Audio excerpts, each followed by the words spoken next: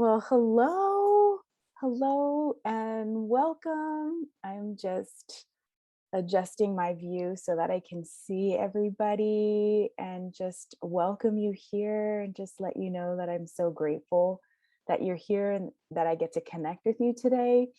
I'm Reverend Cassandra Ray, the spiritual director at the Center for Spiritual Living White Rock, and I am honored to be able to serve this community and to be here with you today. We offer sacred opportunities for experiencing universal truth and spirit for the purpose of ushering you into your life purpose. And when you are living, being, loving your life purpose, together we create collective transformation as we believe that this is a world that can work for everyone. And, and so that's the energy that we're standing in here today. And I'm just so grateful to be standing here with you. I'm sitting actually, but sitting here with you on Zoom as I imagine us in, a circle together, or even in our venue when we met in person, and just kind of what that felt like and what that looked like. If you want to imagine, we're sitting together because all of our energies are coming here together in this one place. And thankful to technology, I am zooming in today from Everett, Washington. And as we begin, I would like to acknowledge that I am coming to you from the sacred, ancestral, and traditional lands of the Coast Salish peoples, in particular, the Tulalip, Snohomish, Stillaguamish, and Sauk Seattle tribes. Are who live and work and tend to this land that I am on today. And so I just give thanks and honor and reverence to the indigenous folks who have been on this land since time immemorial, who tend to everything, the air, the water, the land, and spirit. So as we begin our time together, let's ground in affirmative prayer. I invite you to turn within and to just settle into this place, into this time, and taking that conscious breath in and letting it go, and just allowing that experience of being here now, present, body, mind, spirit, to recognize that there is one magnificent, powerful, creative life that is unfolding in, through, and as all life everywhere. It is the one source, the one power that keeps the birds flying, the trees swinging in the wind, and the stars moving across the sky.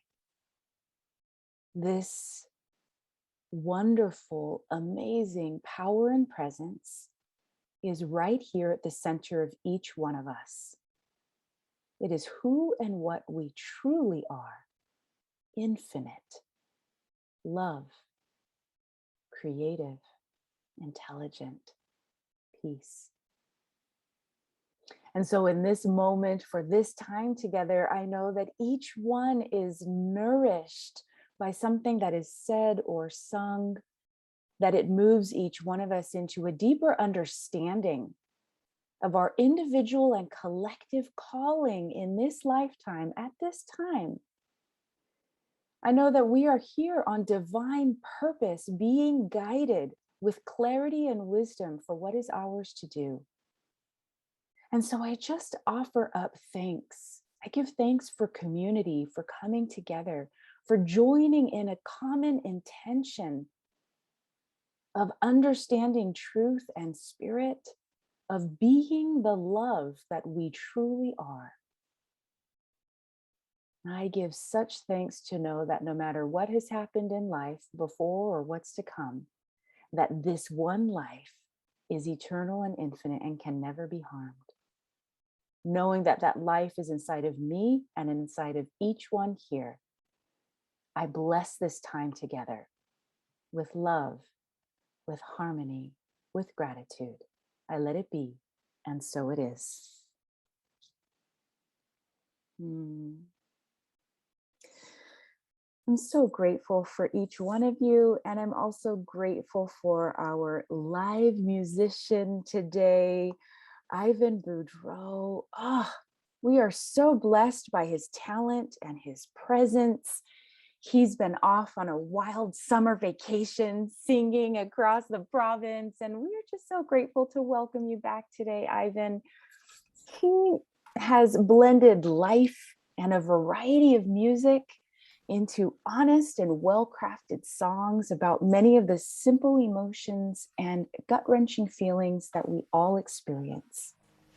With a beautiful folk music sound delivered in his warm and relaxed approach, I am thrilled to welcome back Ivan Boudreau. Thanks, Reverend Cassandra, and welcome everybody. And I always try to capture as close as I can with some of my original material the theme for today's service. And this one is called These Hard Times Won't Last Forever.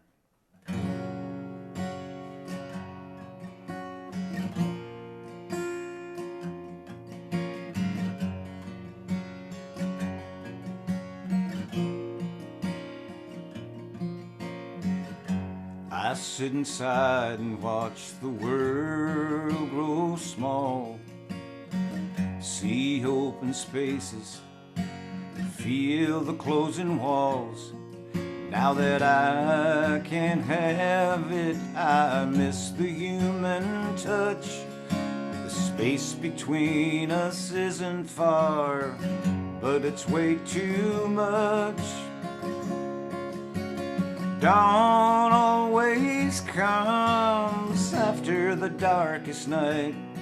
The longest journey has an end in sight. Soon this will all change for the better. And these hard times won't last forever. I read a book, watch pictures on my screen, argue with myself and wonder what it really means. The streets are so quiet I can hear the silence scream. Think about my life, will I ever get to see? Dawn always comes after the darkest night. The longest journey has an end in sight. Soon this will all change for the better. These hard times won't last forever.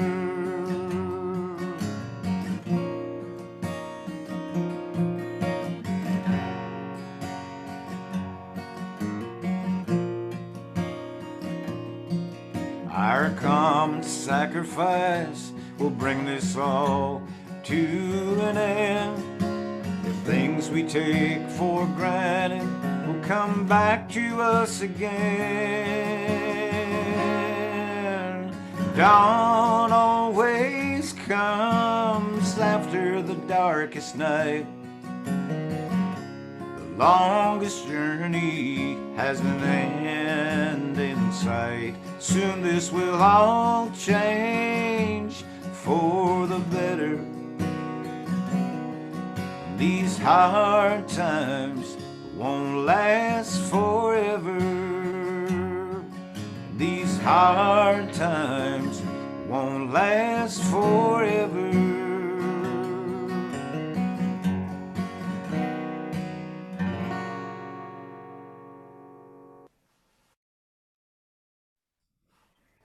Thank you so much, Ivan.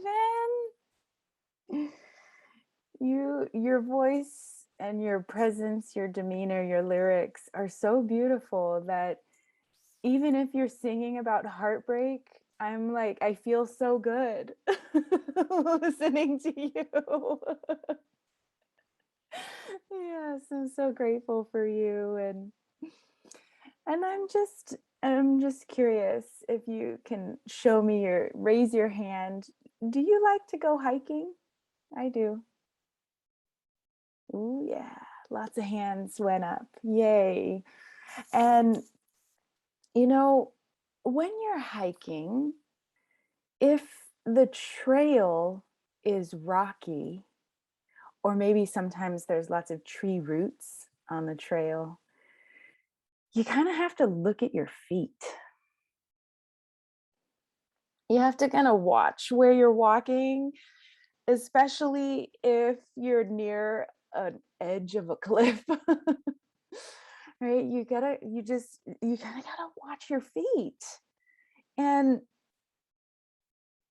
so when you're walking on a trail, what is your intention?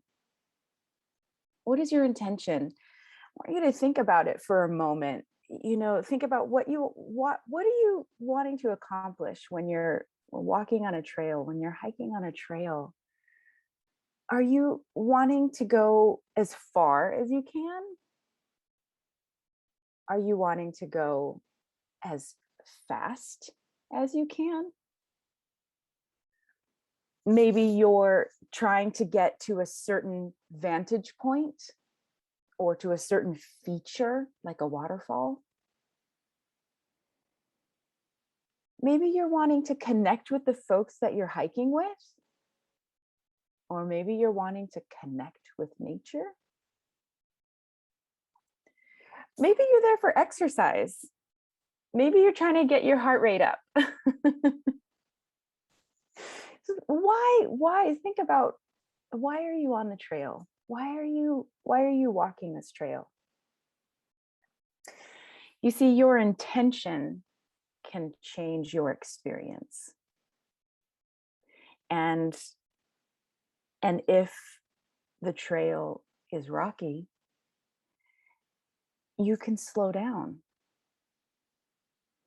You can slow down and begin to take in more of what's around you.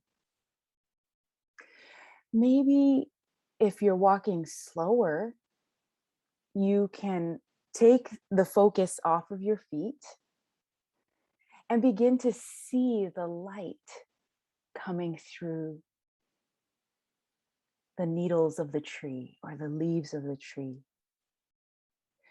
Maybe when you're going slower, you can see that there's a tiny little blossom. Sometimes they're just the size of your fingernail, and they're coming up out of the foliage. Or maybe you'll notice that you can hear the birds or the squirrels or the raccoons. What I wonder is, what if the intention of the hike were to appreciate the beauty? Can you see the beauty, feel the beauty, hear the beauty? Even if your muscles are burning and you're sweating, can you appreciate the magic of walking on two legs up a mountain? It's a miracle. It is a miracle. Our bodies are miracles. The mountains are miracles. Everything on that mountain is miracle. What if the intention were to notice the beauty inside of you and all around you? And what if life were a hike on the trail? If it were, think about, what is your intention? What do you want to accomplish in life? Are you trying to go fast? Are you trying to go far? Are you trying to connect with the people you're on the path with? Are you trying to connect with spirit? Are you trying to manage the size of your body? What might be the intention? And what if the intention of life were to appreciate the beauty? Can you see the beauty inside of you and all around you? When you slow down, what do you notice? What do you see in your life? What beauty can you see?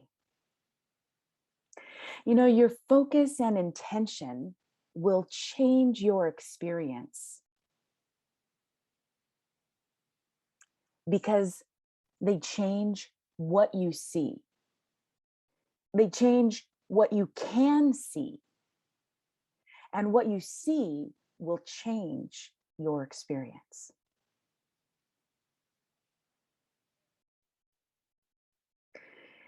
I'm teaching a class right now called Journey of the Soul, and we're reading a book which is called The Magic of the Soul by Patrick J. Harbula. And we're going to take our little hike, our hike of life, and we're going to take it into a cave. Imagine that your hike is going through a cave. And he tells us a story, and I want to just read you this story. It's from chapter 1 of this book. So, a young man was exploring a cave near his home one day when the beam from his flashlight ignited a faint sparkle on the ground. He instantly flashed the light back to the spot, walked over, and began surveying the cavern floor. Again, the sparkle appeared. He leaned down and he picked up the source of the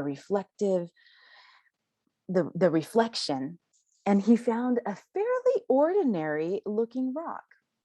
And as he studied it more closely, he realized it was a raw diamond. He buffed it and discovered that it had to be 6 or 7 carats large. And he was not an expert, but he knew that he could get a handsome price if it were a decent quality. He placed the jewel in his pocket and explored the floor for more jewels. He searched deep into the cave, but found no other evidence of anything of value. When he left the cave, he reached back into his pocket only to find a large hole, as if the diamond had burned through the material. And he immediately raced back into the cave and hurriedly retraced his steps, scouring the ground for his briefly owned prize. He searched for hours into the night, but to no avail. He returned the following day and the day after that, and he soon lost his job as a carpenter because he failed to show up for work as a result of searching for the diamond. He knew this diamond would land him a fortune. Why waste time on a job when he would be wealthy once he found his treasure? The one that was rightfully his, right? He eventually lost his home as he ran out of money to pay rent. He set up a tent near the cave so that he could spend more time searching each day. He became a hermit, letting go of all relationships and hobbies to focus on his obsessive quest. 20 years passed in the blink of an eye. He finally realized that he had wasted at least a quarter of his life on something that may not have been as valuable as he had imagined.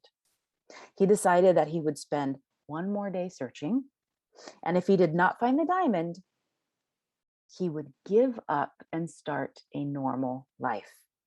He searched and searched on hands and knees until they were both stained with sooty blood. He worked for 18 hours straight, knowing that this would be his last chance. Now he wanted to find the diamond as much to appease his guilt over wasting his life as to enjoy the elusive fortune he had originally sought. Exhausted beyond all means, he fell onto his back in despair, and it hit him how ridiculous he must have looked lying there on the floor, dirty, exhausted, and completely without a life. He began laughing at the sheer absurdity of his folly. He could not stop laughing as his mind flooded with realizations that could only come from letting go of a 20-year-long obsession. Realizations about everything he had missed. The pride of contributing to the world through his craft, the joy of sharing in relationships and raising a family, the love of friends. In that moment, he found his jewel. He recognized that had he not spent those 20 years searching, he might not have ever appreciated as much as he did in that moment the value of a simple, meaningful life. He felt grateful for his lesson and vowed to enjoy life for each moment from that day forward. He vowed to appreciate each moment from that day forward. So I'm wondering, how does this story relate to your life? And I'd like for you to think about it. How does this story relate to your life? What have you spent 20 or more years searching for that has taken you away from fully appreciating life? What is the jewel of understanding that is being offered to you through this experience in your life?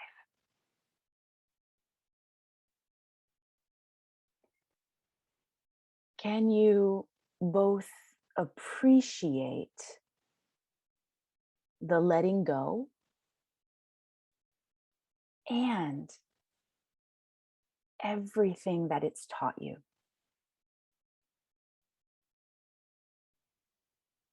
Can you appreciate a simple, meaningful life? Now, the man in the story, he exchanged his search for a vow to enjoy life for each moment. Now, if you were to exchange your search for a vow, what might you exchange it for? What vow might you make? Certainly questions to ponder in your journaling and reflecting time this week. And I have good news for you. I didn't actually read you the whole story.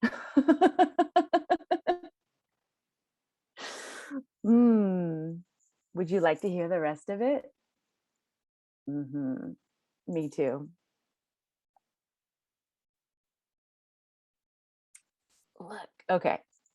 I forgot to read you another paragraph too. I'm going to read it to you now. Listen in. So this is from The Magic of the Soul by Patrick Harbula. The moral of this story is quite evident and represents what we humans often do, even if not to such a mythical extreme. We tend to look outside ourselves for answers and to the future for happiness. And you probably thought our friend was going to find the diamond once he gave up. But he did not find that physical object. He found something much more valuable in his heart, a jewel of understanding. A jewel of understanding. But there is one final part of the story that I haven't mentioned yet. As he lay on his back, laughing for hours, his flashlight glazed across the walls of the cave and eventually revealed to him a ceiling dripping with raw diamonds.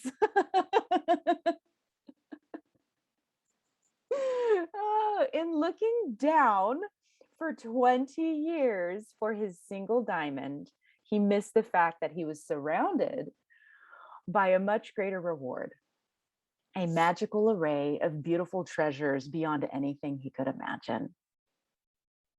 So, what is surrounding you that you may be missing by paying attention to the mundane or the limitations that you've learned to accept?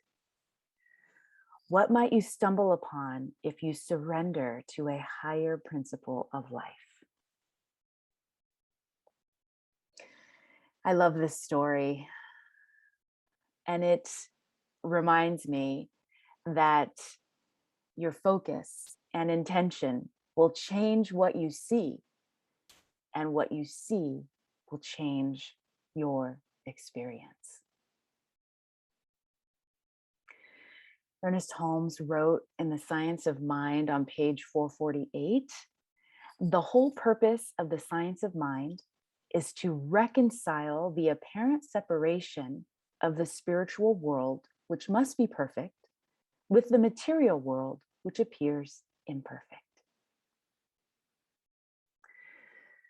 So when we're walking on that rocky trail or searching that cave for our treasure, we're only looking down, seeing our feet, seeing the floor, and it appears imperfect. There's something missing. There's something difficult. There's something not quite right. And there's a yearning. But when we slow down and widen our perspective and consciously choose our intention and see the beauty, then we begin to see the spiritual world. Things open up, possibilities expand, gifts begin to arrive.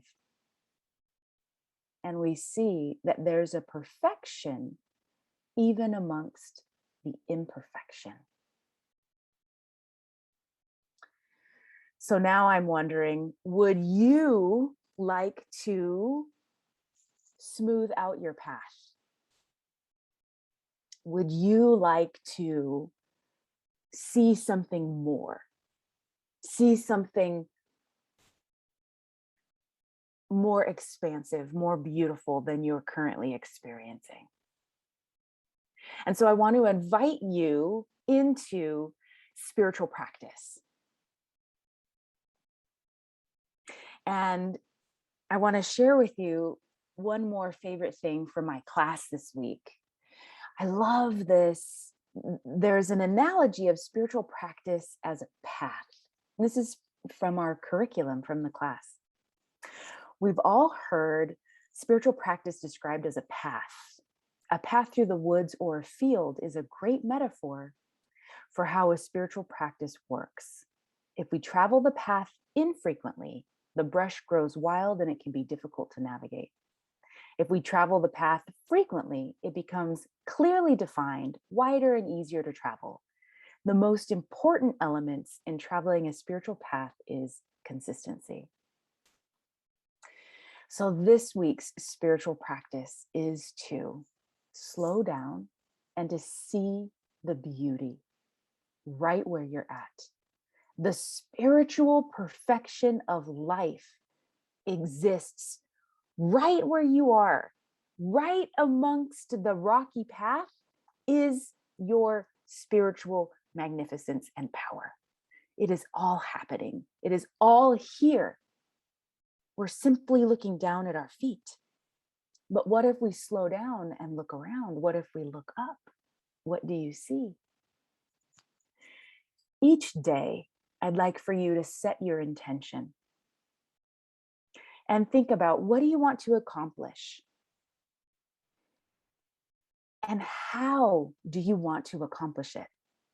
What do you want to accomplish and how do you want to accomplish it? What qualities do you want to embody and share, experience? Visualize yourself fulfilling this intention. Now, as you know, the Center for Spiritual Living White Rock is coming up on some changes, as I will be complete as senior minister, spiritual director next month, the end of October.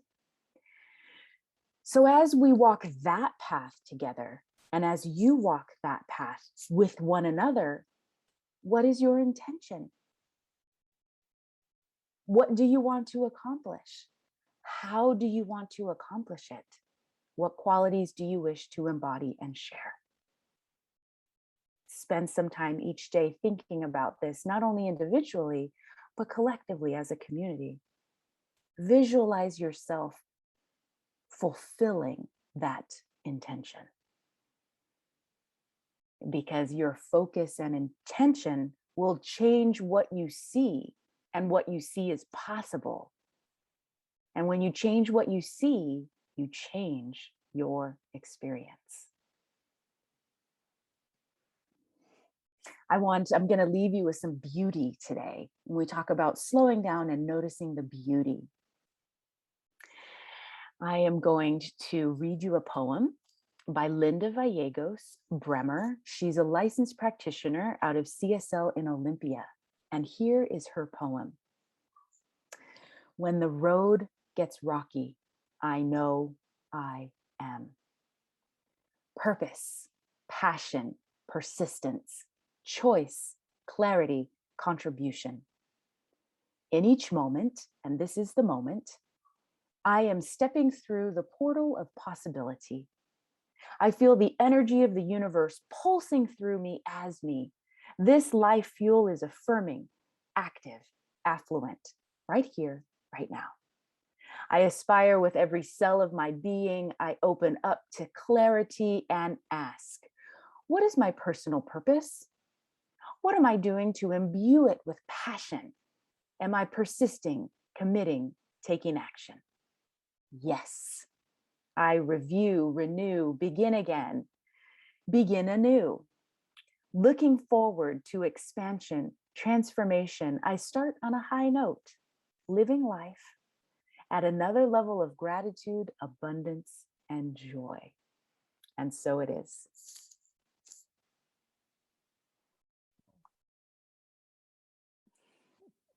Well, thank you. So this is the time in our gathering that we take a moment, we've created sacred space opportunities for personal empowerment and collective transformation through wholehearted experience of truth and spirit. So if you were inspired by today's music and message, as well as our weekly and monthly programs, we greatly receive your gift, tithe, and offering. Now you can donate 3 different ways. You can donate at our website. It's on the screen there, www.csl-whiterock.com/donate, or you can mail us a check, or you can send an e-transfer. And just remember that gifts of all sizes are helpful. Your contributions make everything here possible. So thank you, thank you, thank you so much. Now I'd ask you to join me in declaring with us our prosperity affirmation. So divine love within blesses and multiplies all that I have, all that I give, and all that I receive. And so it is.